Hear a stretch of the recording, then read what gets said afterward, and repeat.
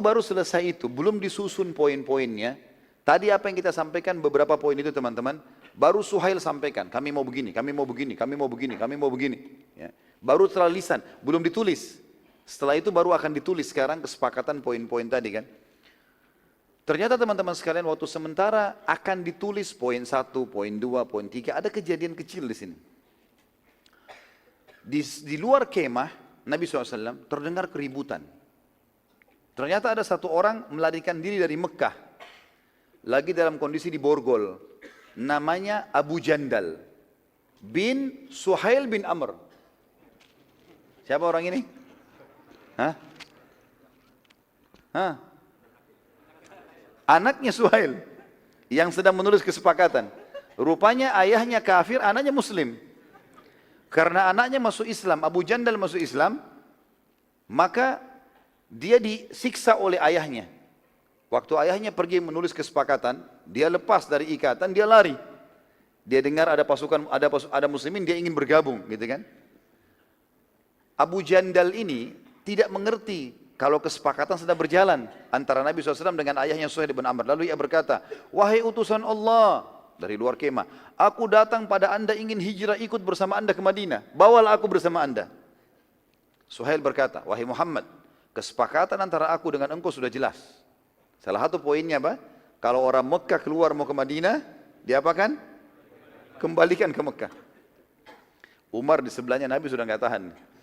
Ya Rasulullah, kesepakatan belum ditulis. Nggak ada urusannya. Nggak boleh patuh dulu sama si kafir nih, gitu kan. Kata Suhail, bukankah kata-kata sudah cukup, hai Muhammad? Gitu kan. Kata Nabi SAW, iya, kata-kata sudah cukup buat kami. Lihat bagaimana kemudian muslimin teman-teman. Sudah mengucap, selesai. Walaupun belum ditulis. Ya. Ada orang kadang-kadang kalau, mana buktinya, tidak ada tulisannya. Padahal dia sudah ucap sebenarnya. Utang sama orang atau apa saja, nggak boleh. Orang beriman tahu ada tanggung jawabnya hari kiamat. Ada data, ada tidak data, ada fakta, ada tidak ada fakta. Pokoknya kita sudah mengucapkan, kita benar tahu antara kita sama Allah. Harus mengaku. Sebagaimana sabda Nabi SAW, al-mu'minuna ala syurutihim. Orang mukmin sudah dengan kesepakatan yang sudah disepakati walaupun ucap ataupun tulisan. Abu Jandal radhiyallahu anhu diseret oleh ayahnya ke arah pasukan Quraisy. Suhail lalu menarik anaknya dimasukkan ke pasukan Quraisy. Lalu dia kembali untuk menulis lagi kesepakatan. Abu Jandal waktu itu yang belum mengerti apa yang sedang terjadi, berteriak-teriak seraya berkata, umat Islam lagi dengar ini. Bayangkan kalau kita lagi kumpul gini di masjid, ada orang muslim minta tolong, saya diganggu sama orang kafir misalnya. Mungkin kita semua akan ke sana gitu kan. Ini dia teriak, apa kata Abu Jandal? Apakah kalian membiarkanku kembali pada kekafiran? Demi Allah merusak keyakinanku ini. Gitu kan. Orang Islam semua gregetan, gimana ini? Ini orang Islam saudara kita. Nabi SAW bersabda, bersabarlah wahai Abu Jandal. Dari dalam kemah kedengaran, hai Abu Jandal bersabarlah. Semoga Allah memberikan kepadamu dan sahabat-sahabatmu jalan keluar dari Mekah. Ternyata ini ada rahasianya, nanti kita bahas ya. Nanti Abu Jandal ini berhasil. Dengan doa Nabi SAW, Allah memudahkan dia nanti selamat dari Mekah. Para sahabat banyak menangis waktu itu. Melihat kejadian tersebut. Karena bagaimana bisa seorang muslim minta tolong di hadapan mereka dan mereka tidak bisa membantunya. Melihat kejadian tersebut, Umar bin Khattab segera menghampiri Abu Jandal. Ya. Lalu dia ambil pedang. Umar bin Khattab ambil pedang. Kan Suhail lagi seret anaknya nih. Kata Umar, hai Abu Jandal. Dengan suara keras, didengar oleh semua orang. Sungguh darahnya orang musyrik, najis, dan tidak ada bedanya dengan darah anjing. Ya. Lalu Umar mengarahkan pedangnya ke Abu Jandal. Kata Umar apa? Aku ingin Abu Jandal mengambil pedang itu dan membunuh ayahnya. Gitu kan. Karena aku tidak bisa melakukannya. Aku sudah masuk dalam kesepakatan. Abu Jandal belum mengerti kesepakatan. Dia boleh melakukan. Gitu kan. Tapi rupanya Abu Jandal tidak paham itu. Abu Jandal tidak memahami apa yang Umar bin Khattab inginkan. Tapi dia cuma bilang, darah orang musyrik najis. Lebih kotor daripada darahnya anjing. Ini kata Umar bin Khattab. Gitu kan. Lalu dia arahkan pedang ke Abu Jandal supaya diambil, tusuk nih orang. Umar waktu itu tidak bisa membunuh Suhail karena ia masuk dalam kesepakatan, sementara Abu Jandal tidak masuk dalam kesepakatan karena belum tahu dan bukan masuk dalam muslimin yang sedang bersepakat. Dia orang Mekah. Setelah selesai penulisan kesepakatan, Quraisy menunggu kepulangan muslimin. Nabi SAW lalu bersabda kepada seluruh sahabat, pulanglah, bubar sekarang ini. Kaum muslimin waktu itu teman-teman, secara kejiwaan tertekan dengan poin-poin ini. Berat bagi mereka. Nggak boleh umrah kecuali tahun depan. Tahun depan pun cuma bisa 3 hari. Kan itu. Siapapun yang beriman dari masyarakat Mekah wajib dikembalikan. Siapapun yang keluar dari Islam, bukan cuma keluar dari Islam ya, siapapun penduduk Madinah yang datang ke Mekah bisa ditangkap, nggak boleh dikembalikan. Karena ini bahaya sekali. Dan seterusnya. Maka Umar radhiyallahu anhu segera mendatangi Nabi SAW dan berkata, wahai utusan Allah, mumpung masih Suhail belum tinggalkan nih tempat, sepakatan sudah ditulis. Bukankah anda telah menjanjikan pada kami, kalau kami akan memasuki Masjidil Haram dan tawaf di Ka'bah? Ternyata teman-teman ada satu hal di sini. Sebelum Nabi SAW mengajak sahabat umrah, beliau mengatakan, Allah telah menjamin kepadaku, kalau kita akan masuk ke Mekah, tawaf di Ka'bah. Umar bilang, bukankah anda sudah menjamin itu ya Rasulullah? Kita akan masuk ke haram dan kita akan tahu di Ka'bah. Kata Nabi SAW, benar hai Umar. Tapi apakah aku sempat mengatakan bahwasanya itu terjadi tahun ini? Enggak. Ya. Maka Umar mengatakan, tidak wahai utusan Allah. Tidak ada perkataan tahun ini. Tapi bisa saja kapan? Allahu a'lam. Tapi Allah janjikan itu. Umar masih penasaran nih. Dia masih berusaha apa solusinya supaya rasa penasarannya dan emosinya bisa redam. Maka dia pun berkata, kepada Nabi SAW, ya Rasulullah, bukankah kita benar? Bukankah orang-orang musyrik itu, Quraisy, salah? Kata Nabi SAW, benar hai Umar. Umar bilang, lalu kenapa kita menghinakan diri kita, wahai utusan Allah dan agama kita? Maka peranglah ya Rasulullah. Ngapain kita mengalah begini? 1.400 orang, ada 1.300 sekian, ada pedang, kita bersiap mati, udahlah, serang aja Mekah.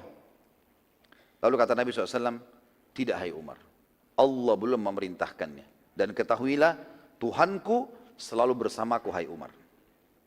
Umar radhiyallahu anhu ini masih penasaran hatinya, dia tidak mau bantah Nabi SAW. Lalu dia datangi Abu Bakar. Hai Abu Bakar, bukankah kita benar? Bukankah orang musyrik itu salah, sesat? Kata Abu Bakar, iya. Kata Umar, lalu kenapa kita hinakan diri kita begini dan agama kita? Perang saja. Itu kan. Kata Abu Bakar kalimat yang mulia. Perhatikan teman-teman sekalian. Ini kebijakan yang luar biasa. Kata beliau, wahai Umar, ini adalah utusan Allah. Hati-hati. Di mana dia meletakkan telapak kakinya, ikuti saja. Jangan pernah bantah. Karena beliau lebih faham. Jangan bantah Nabi SAW. Maka dengan perkataan tersebut, Umar mengatakan, iya, engkau telah benar. Redamlah emosinya dia. Bahwasanya ini adalah Rasulullah, jangan sampai saya salah nih melangkah. Lihat bagaimana para sahabat teman-teman tidak berani melangkahi keputusan baginda Nabi alaihissalam. Kalau kita sekarang jangan menambah-nambah ajarannya. Gitu kan. Nabi SAW lalu kemudian membuka baju ihram beliau dan berkata, bukalah ihram kalian, syukurlah rambut kalian. Perlu kita paham satu hal teman-teman sekalian, dalam hukum syariat kita, kalau kita sedang umrah atau haji kemudian kita terhadang di tengah jalan, sudah terlanjur lewat mikot, tempat niat, dan sebelum masuk Mekah ada halangan. Halangannya macam-macam, mungkin peperangan, kayak kasus Nabi SAW ini ya, atau mungkin ada orang yang sakit, stroke, tidak bisa lagi bergerak, dia harus dipulangkan ke negeri, tapi sudah terlanjur ihram. Maka ini hukumnya, mereka tahallul, cukur rambut, dan lebih baik lagi kalau dilengkapkan dengan berkurban. Subhanallah waktu itu, ternyata bukan cuma Umar bin Khattab yang merasa terganggu dengan kesepakatan ini. Belum lagi melihat perilakunya Abu Jandal yang diseret-seret oleh Suhail. Belum lagi kasarnya Suhail pada saat menulis kesepakatan dan maslahat lebih banyak secara tertulis untuk orang-orang kafir ini. Gitu kan. Maka tidak ada sahabat satupun teman-teman yang berdiri waktu itu. Nabi sudah bilang, buka ihram kalian, cukur rambut kalian. Tidak ada yang berdiri. Sahabat ini bukan membangkang, tapi mereka masih berharap siapa tahu ada wahyu suruh perang. Gitu. Kira-kira kalau antum waktu itu di posisi sahabat, lebih enak pulang atau mau perang? Jujur? Benar. Sekarang aja sholat subuh di masjid masih tidak mau. Hujan sedikit masih manja sekali mau di rumah. Gimana caranya? Yang jelas teman-teman sekalian, Nabi SAW waktu itu perintahkan yang kedua kali. Buka baju ihram kalian, cukur rambut kalian. Kita balik ke Madinah. Sahabat masih pada diam. Kan itu. Semua pada duduk. Waktu itu termasuk Abu Bakar pun duduk. Bukan niatnya membangkang ya. Mereka mau bilang, ya Rasulullah, siapa tahu ada wahyu lagi. Gitu. Tapi tidak berani mengucapkan, diam.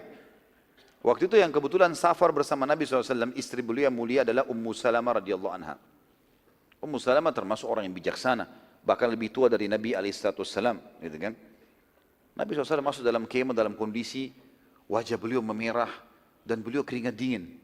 Kata Ummu Salamah, kenapa wahai utusan Allah? Kata Nabi SAW, saya khawatir azabnya Allah turun.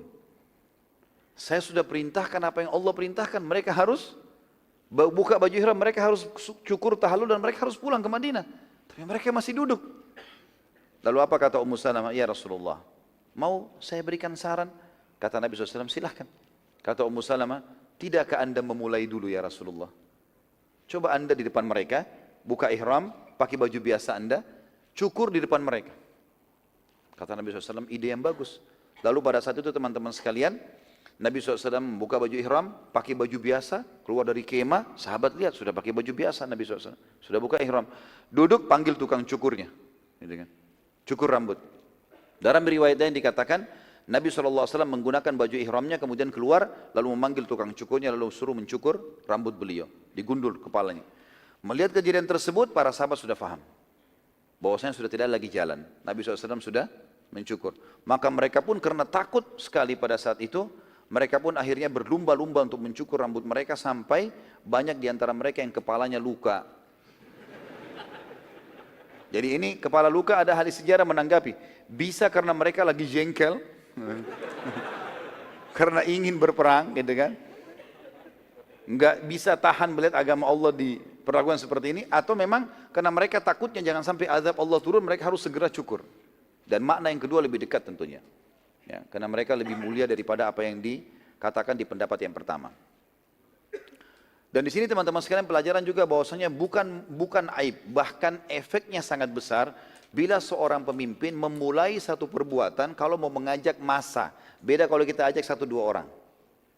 Jadi kalau ada seseorang pemimpin mau suruh misalnya masyarakatnya bersedekah atau apa saja, maka dia lakukan duluan. Ramaikan masjid, dia harus hadir di masjid dulu.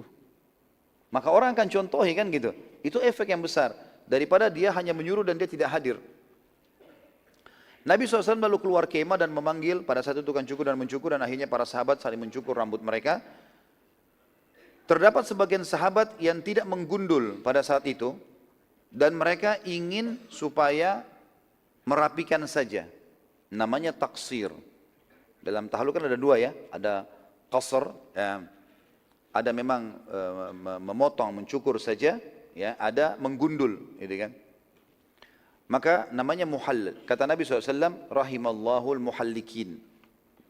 Muhallikin ini nanti orang yang gundul. Karena Nabi lihat ada beberapa sahabat tidak mau gundul, gitu kan. Nabi sendiri gundul. Semoga Allah merahmati orang yang gundul. Maka para sahabat yang tidak mau gundul ini berkata, ya Rasulullah, wal muqassirin, bagaimana dengan orang yang hanya cukur saja? Hanya mengambil sebagian dari kepalanya, dari seluruh penjuru kepala.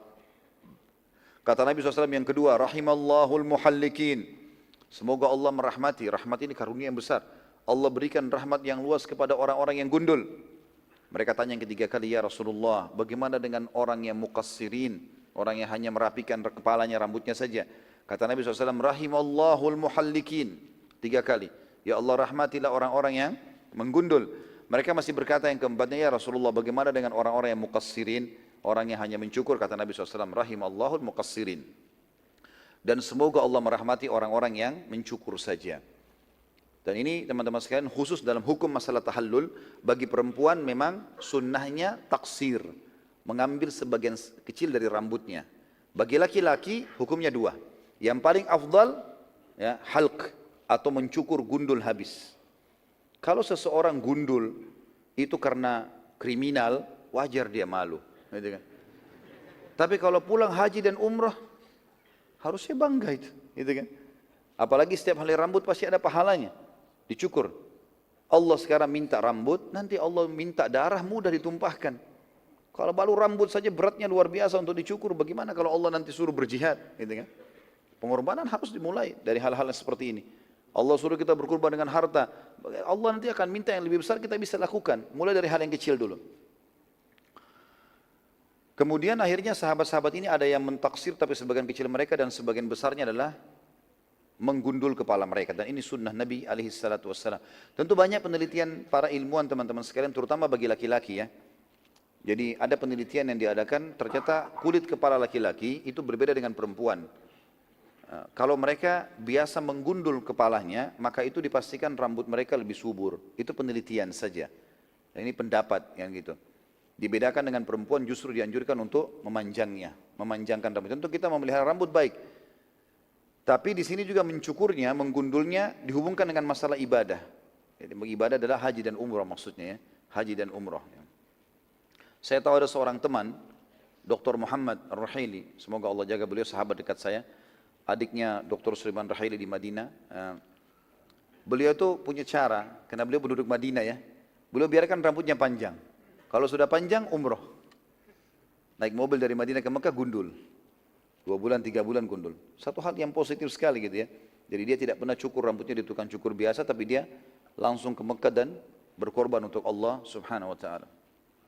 Kita ambil sekarang pelajaran dari kesepakatan Hudaybiyah, saudaraku seiman. Yang pertama, dengan kesepakatan Hudaybiyah, pintu dakwah terbuka dan dakwah Islam saat disampaikan dengan tidak ada perang dan penghalang, maka semua orang bisa menerima.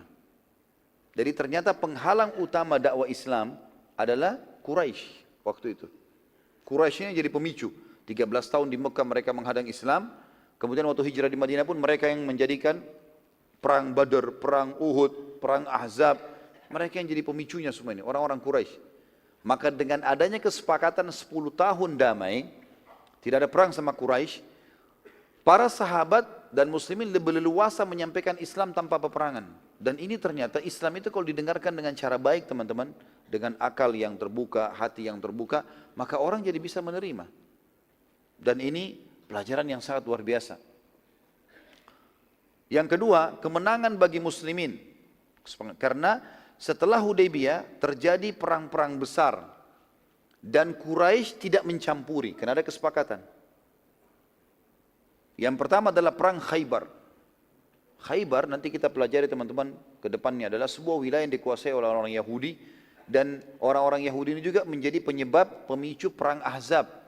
Kan gitu? Dan di sana tuh banyak kekayaan-kekayaan yang akan didapatkan oleh kaum muslimin, termasuk kebun-kebun kurma, termasuk terusirnya orang Yahudi dari Jazirah Arab waktu itu. Kemudian juga banyak senjata-senjata perang yang telah dibuat oleh Yahudi ditemukan oleh kaum muslimin. Nanti akan kita jelaskan di perang Khaybar masalah itu. Yang ketiga, Allah menamakan Hudaybiyah dengan kemenangan. Karena setelah 13 tahun awal dakwah di Mekah, yang masuk Islam hanya 70 orang. Hanya 70 orang. Di Hudaybiyah, jumlah muslimin setelah 6 tahun hijrah sudah mencapai 1.400 orang. Itu yang ikut di Hudaybiyah, belum yang tinggal di Madinah. Jumlah muslimin sudah ribuan orang. Perlu kita tahu teman-teman sekalian, 2 tahun setelah kesepakatan Hudaybiyah ini terjadi pembebasan kota Mekah dan pasukan muslimin sudah berjumlah 10.000 orang. Jadi lihat jarak waktunya pendek sekali, gitu kan? 6 tahun hijrah tinggalkan Mekah, 13 tahun di Mekah cuma sekitar 153 orang yang beriman. Waktu hijrah sudah 6 tahun, kesepakatan Hudaybiyah jumlah muslimin sudah ribuan orang. 1.400 bersama Nabi SAW tadi ke Hudaybiyah, dan masih ada di Madinah ribuan orang. 2 tahun setelah itu terjadi pembebasan kota Mekah, nanti kita bahas setelah Khaybar insyaAllah. Di pembebasan kota Mekah, pasukan muslim sudah 10.000 orang.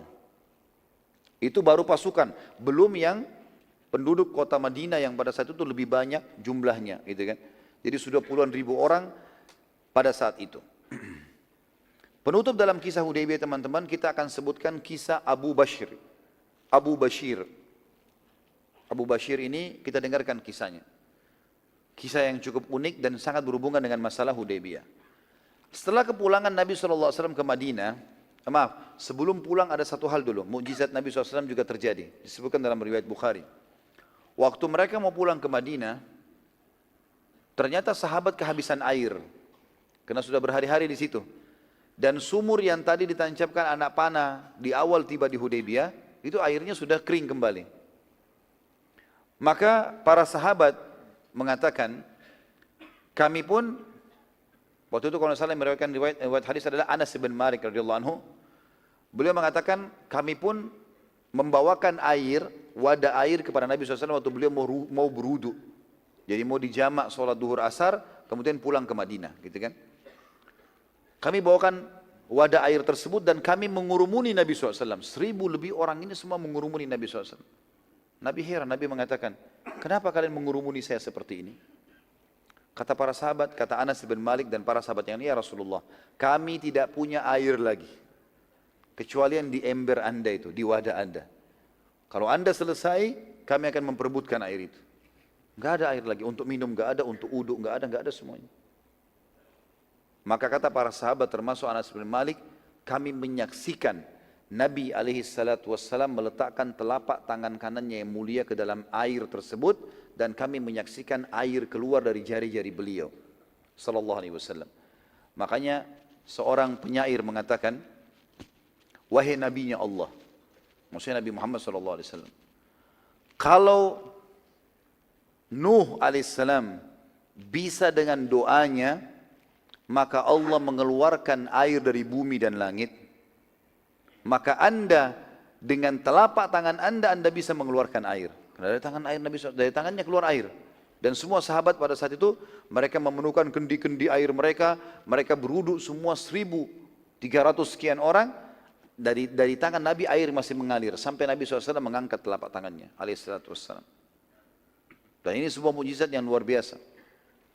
Sekarang kita masuk ke kisah tadi Abu Bashir. Itu tadi riwayat yang saya lupa sampaikan, alhamdulillah teringat. Setelah kepulangan Nabi SAW ke Madinah, keluarlah dari Mekah seorang muslim yang bernama Abu Bashir, hijrah ke Madinah.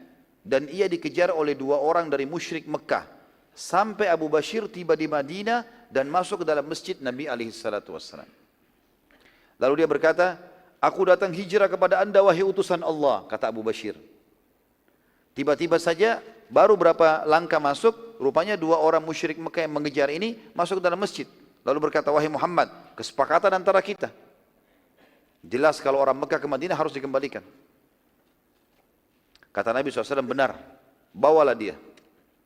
Nabi bilang kepada orang Quraisy, bawa Abu Bashirin. Abu Bashir lalu berkata, bagaimana kalian membiarkanku setelah aku menempuh jarak begini jauh, gitu kan, untuk hijrah, menyelamatkan agamaku. Nabi SAW bersabda padanya, sabarlah wahai Abu Bashir, semoga Allah memberimu dan sahabat-sahabatmu jalan keluar. Jadi doa ini mirip dengan doanya tadi untuk Abu Jandal. Ya. Di perjalanan sekitar Bir Ali, waktu mau dibawa kembali ke Madinah, di tempat mikot niatnya orang Madinah untuk umrah haji, waktu lagi istirahat, rupanya Abu Bashir berhasil lepas dari ikatan dan mengambil pedang salah satu dari orang Quraisy tersebut, lalu membunuh salah seorang dari mereka, dan yang satu lagi melarikan diri. Dan uniknya, orang musyrik yang lari ini, lari menuju ke Madinah. Gitu kan?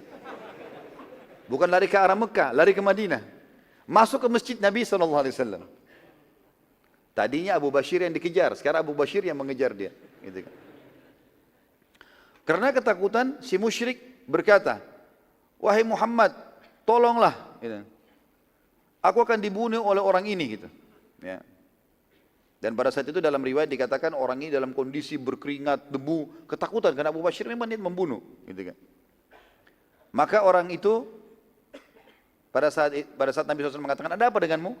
Dia mengatakan, temanku telah dibunuh oleh orang ini, maksudnya Abu Bashir, dan aku juga akan dibunuh sebentar lagi.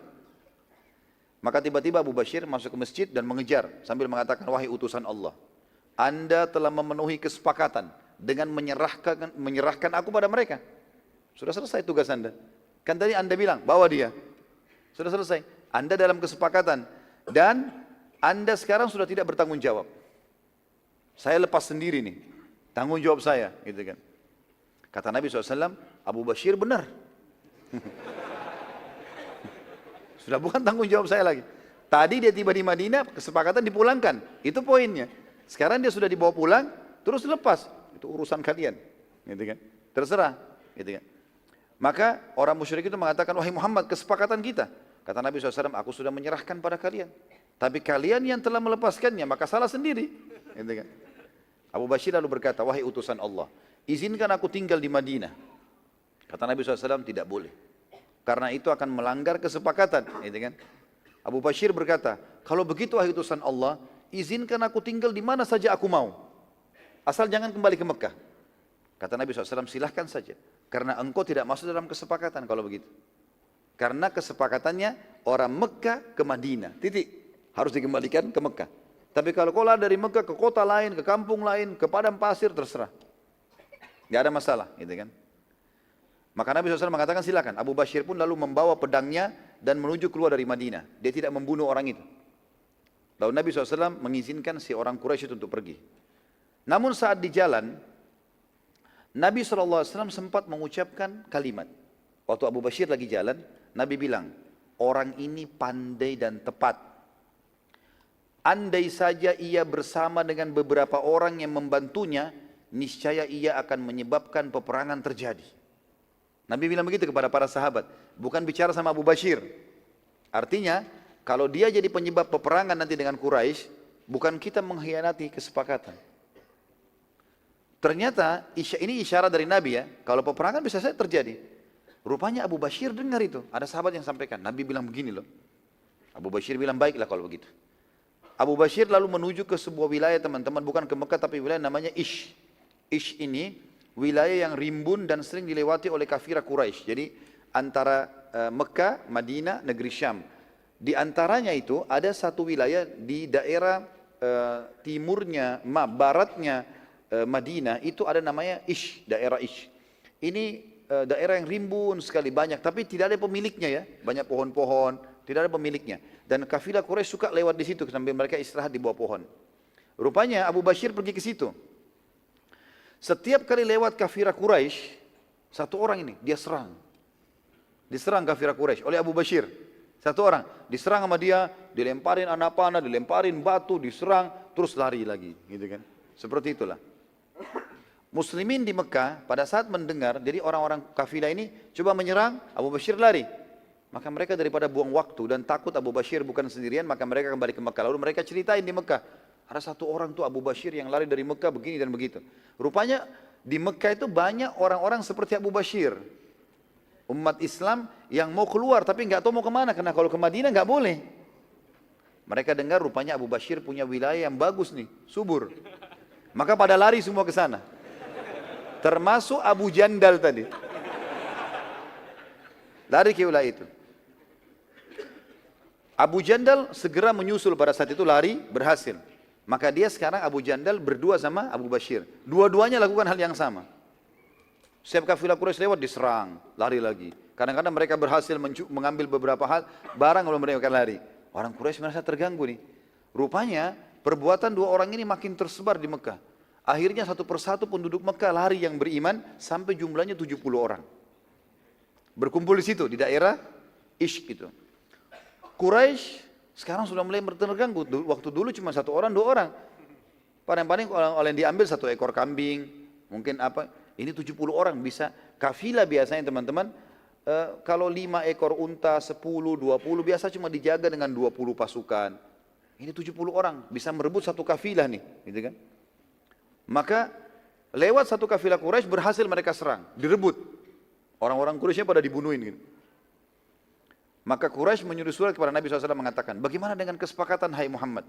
Kata Nabi SAW, aku tetap pada kesepakatan. Quraisy berkata, lalu bagaimana dengan Abu Bashir dan teman-temannya? Kata Nabi SAW, aku tidak ada urusan sama mereka. Saya tidak pernah utus pasukan dari Madinah, saya nggak pernah suruh mereka, ya mereka sendiri yang buat. Maka kata Quraisy, kalau begitu kami akan memerangi Abu Bashir. Ya, berarti kau tidak ikut campur hai Muhammad? Kata Nabi SAW, iya saya tidak ikut campur. Silakan, mau perang sama Abu Bashir silakan. Nabi SAW sudah tahu kalau muslimin mati syahid, gitu kan. Dibiarin saja. Quraisy mengutus pasukan khusus ke wilayah Ish tadi itu untuk menyerang Abu Bashir dan Abu Jandal dan teman-temannya ini. Pada saat pasukan Quraisy tiba di sana, rupanya Abu Bashir sama teman-temannya tahu nih, mereka tidak mau sama sekali menghadapi pasukan Quraisy karena pasukan besar. Kalau tidak salah diutus sekitar 1.500 orang, besar. Mereka cuma 70. Maka mereka naik di atas gunung, biarin aja di situ, berhari-hari, gitu kan. Akhirnya pasukan Quraisy jenuh juga ini. Mana nih orang-orang nggak muncul? Mau dicari-cari mana? Padang pasir luas, gunung banyak. Mereka sudah kuasai wilayah itu. Akhirnya pasukan Quraisy balik ke Mekah. Lama-kelamaan teman-teman sekalian, rupanya ada juga beberapa orang-orang Arab selain dari Mekah, suku-suku Arab yang masuk seperti dari suku Hudzail tadi kan, sekutu Nabi SAW ya. Mereka bukan dari orang Madinah. Mereka juga mau beriman, mau juga bergabung, pengen jihad. Sudah pernah dengar ada perang Badar, perang Uhud, perang Ahzab, bagaimana ada orang yang mati syahid, fadilahnya, keutamaannya. Jadi mereka juga mau berperang, tapi Madinah lagi ada kesepakatan damai sama Mekah, nggak ada perang. Pintu jihad terbuka di Abu Bashir nih. Maka pada lari ke sana, terkumpul sampai 300 orang. Tadi 70 sekarang jadi 300. 300 sudah pasukan ini kan gitu. Dengan 300 personil, maka sudah seperti pasukan perang dan kafilah Quraisy betul-betul terganggu. Abu Bashir radhiyallahu anhu makin melebarkan serangannya sampai berani menyerang kafilah-kafilah yang membawa makanan ke Mekah. Jadi pasukan yang 300 ini bukan hanya sekedar di Isyad ya, kafilah lewat, tapi mulai menyerang menuju ke wilayah Mekah. Dia tidak masuk ke Mekah. Tapi wilayah-wilayah yang dekat Mekah, kalau ada orang yang bawa dari negeri Syam makanan, ditangkapin sama Abu Bashir. Gitu kan. Diganggu Quraisy ini. Quraisy berusaha menyelesaikan masalah Abu Bashir tapi tidak bisa. Akhirnya Quraisy mengutus Abu Sufyan ke Madinah. Lalu berkata, wahai Muhammad, aku menuntutmu pada hak rahim di antara kita. Dan kami menarik khusus syarat yang keluar dari Mekah dikembalikan ke Mekah lagi. Ambil aja kembali itu. Kami sudah tidak memerlukannya lagi. Ambil saja mereka itu Abu Bashir dan grupnya semua. Dan tinggalkan di Madinah bersamamu. Agar kafilah-kafilah kami tidak terganggu. Maka Nabi SAW menerima kesepakatan. Berarti poin itu dihapus ya? Hapus. Panggil Abu Bashir, panggil datang ke Madinah. Maka mereka pun akhirnya masuk ke Madinah. Dan dengan ini tentu saja pasukan Quraisy aman. Kafilah Quraisy jadi aman. Abu Bashir tidak ganggu lagi. Tapi Abu Bashir sama teman-temannya berhasil tinggal di Madinah. Akhirnya mereka tinggal di Madinah. Dan pada saat itu teman-teman sekalian, Nabi SAW memanggil Umar seraya bersabda, engkau telah berkata, hai Umar, di Hudaybiyah itu penghinaan terhadap agama kita. Lihat apa yang terjadi. Ternyata tidak kan? Kita tidak terhina. Bahkan sekarang Quraisy mengutus pimpinannya memohon kepadaku dan kepada kita semua untuk memasukkan muslimin. Jadi bukan cuma Abu Bashir dengan grupnya ya. Siapa saja mulai sekarang penduduk Mekah yang beriman ke Madinah tidak usah dikembalikan ke Mekah. Itu berarti kemenangan buat agamanya Allah. Kata Umar, benar wahai utusan Allah. Sungguh aku mengakui kalau pendapat anda jauh lebih berkah dari pendapatku. Gitu kan. Dan Nabi SAW pada saat itu akhirnya memberikan ucapan selamat kepada Abu Bashir karena berhasil lolos. Dan di sisi lain juga pada saat itu teman-teman sekalian keluar sebuah hukum ya, kalau bolehnya seseorang muslim bukan berkhianat ya, tapi mengatur tanda kutip tipu daya dalam peperangan. Makanya dalam sebuah athar disebutkan harbu khida. Peperangan itu sebenarnya tipu daya.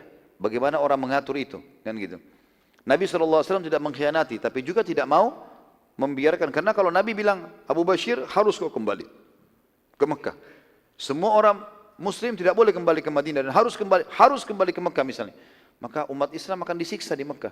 Tapi dengan cara seperti ini maka tidak ada masalah. Ini bukan sebenarnya masuk dalam pengkhianatan, tetapi tipu peperangan yang mesti atau dibilang dibolehkan dalam Islam. Sebagai penutup teman-teman sekalian, kita tutup dengan mentadabburi surah Al-Fath. Surah Al-Fath.